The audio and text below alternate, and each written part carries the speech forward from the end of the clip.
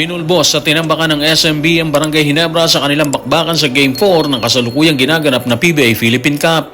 Nang makausap ng media, kaagad na ibinahagi ni Coach Leo Austria ang naging strategy ng kanyang kupunan para pataubin ang grupo ni Coach Tim Cone. Ibinunyag naman ni Coach Chot Reyes ang naging paraan ng kanyang kupunan paano nila binakbakan ng rain or shine at kuhanin ang Game 4 para sa isang 3-1 na kartada kung saan mas lumapit sila sa minimiting Grand Slam ng TNT Tropang 5G. At si Calvin Optana, tila may hamon sa sarili at mga kasama sa team matapos kuhanin ng kanyang grupo ang Game 4 sa kabila ng iniindang injury.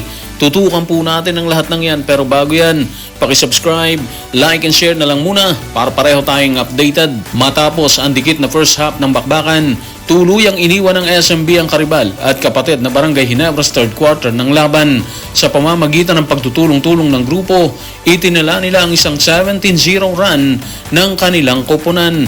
At nang matanong ng media, kaagad na ibinahagi ni Coach Leo Austria ang naging bala ng SMB para kuhanin ang Game 4 sa score na 107-82. Narito ang kanyang pahayag. Tutukan natin si Coach Leo sa report ni Roman Zures ng ABS-CBN News. Mataas talaga energy ng team at nagawa naming tapatan yung energy nila. Marami rin sa mga tira namin sa labas yung pumasok. Isa sa mga binigyan namin ng pansin, yung depensa. Nalimitahan namin ang assist nila. Kaya ibig sabihin gumagana ang depensa namin. Kitang-kita rin kanina yung kakaibang energy at concentration nila. Obvious naman na ibang-iba yung energy ng mga bata ni Coach Leo Austria, especially nung second half ng bakbakan, di ba? Kitang-kita talaga yung kagustuhan ng SMB na tapatan ng kayang gawin ng Barangay Ginebra na hindi nila kinayang gawin sa first half ng bakbakan. Sa second half or sa third quarter, sinunog ng SMB ang Ginebra nang itala nila ang 17-0 run. Ang bigat nun yun yung umpisa ng paglayo ng SMB Mula nun, hindi na nakahabol pa yung Barangay Ginebra ni Coach Tim Cone.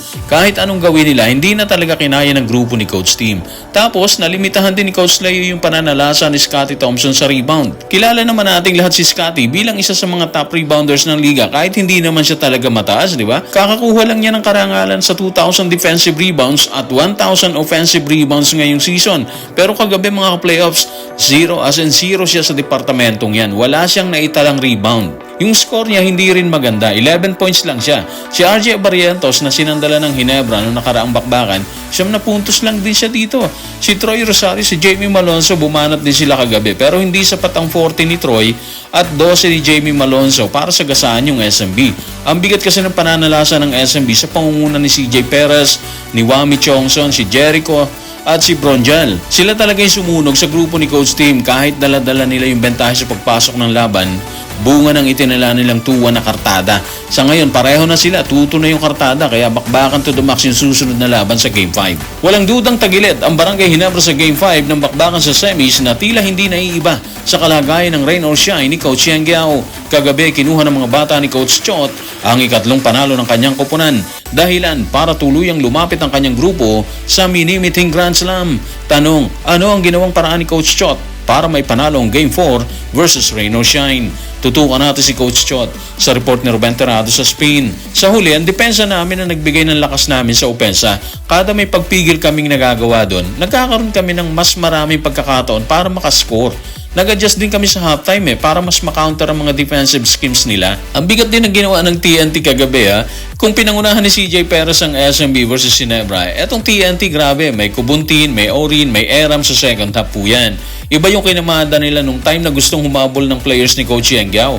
Hindi sila bumitaw talaga doon. Pero wag din natin kalimutan si Jordan Heading, si Brandon Roser Malalaki kinamada nila dito. And of course, si Calvin Optana.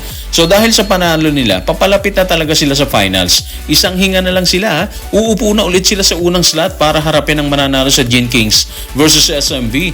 At para sa isang team na inuulan ng injury, parang ang hirap paniwalaan na kinakaya nilang akyatin ng tuktok, di ba? Isa na lang At ayun na nga, partida pa. Wala si Arapo, ay si Raynang Batak at Jason Castro. Kagabi si Kelly Williams naman. So parang magtatanong ka talaga, kasama ba to sa kanilang sakripisyo para sa hinahangad na Grand Slam, di ba? Kahit kasi hindi nila aminin ang lahat na iniisip nila yan, yung Grand Slam, andyan lang ang katotohanan na gusto nilang makuha yan. Gusto nilang tanghalin bilang isa sa mga pinakamagagaling na team sa kanyang panahon na nagtala ng 3 magkakasunod na kampyonato sa iisang season ng PBA. Bukod kay Kelly Williams, nakita rin sa bakbakan ang biglang paghiga ni Calvin Optana sa sahig ng aksidenteng matapakan nito ang paa ni Gabe Norwood ng rain or shine sa fourth quarter ng laban. Sa kabutihang palad, tila hindi ito seryosong banta. Sa katunayan, ganado pa si Calvin nang makausap ng media. Hamon niya, tapusin na nila dahil nasimulan na nila ang nasabing laban. Narito ang kanyang paglalahad. Tutukan natin si Calvin sa report ni Jerry Ramos sa Spain. Nasimulan na to, tapusin na natin, dikdikan na to. Wala nang kailangan na irason na masakit. Pagkaya pa, igapang muna na magana siya. Pero okay lang yan, malayo naman sa bituka yan. Knowing rain or shine, yung fighting spirit nila, nandyan palagi. Fighting spirit, yun yung dala ni Calvin Aptana. Kahit masakit ang paa, okay lang, sige lang. Isang hinga na lang sila talaga, upo na sila sa unang slot ng finals. Kakaiba na yung mensahe niya, di ba? Kitang-kita doon yung gigil nilang tapusin ang laban versus rain or shine. At yun na nga, partida pa. Magaraw yung paa niya, pero yung laro niya, parang walang iniindang pananakit ng paa, di ba? Kayang-kaya niyang dalahin ang lahat sa loob ng court. Ang problema, sakaling makuha nila ang slot sa semis at manalo sila ng Grand Slam, may matitira pa kaya sa kanila or sa kanya para sa Asia Cup? Anyway, malayo pa naman yan, pero isa yan sa mga inaalala ng ating mga kababayan. Dito muna tayo sa PBA. Siguro may tanong, no? Paano tutugunan ni Coach Chot ang kakulangan nila ng key players kung injured na si Kelly Williams? Actually, iniisip din ni Coach Chot yan eh. Nang makausap ng media, sabi niya, ang iniintindi lang daw nila is kung sapat pa ba yung players dahil sunod-sunod ang nadadali sa kanila. Nawalan sila ng Kelly Williams ngayon, pati daw si Calvin Aptana may iniinda.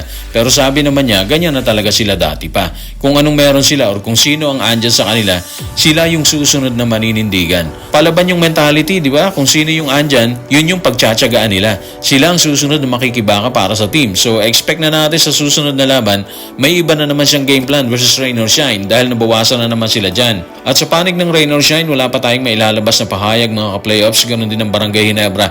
Abangan natin ang susunod na episode ng playoffs. Gumaganda ang laban ng 4 na kupunan, ha? 2-2 ang SMB at Gin Kings while 3-1 ang TNT versus rain or shine. So guys, maraming salamat.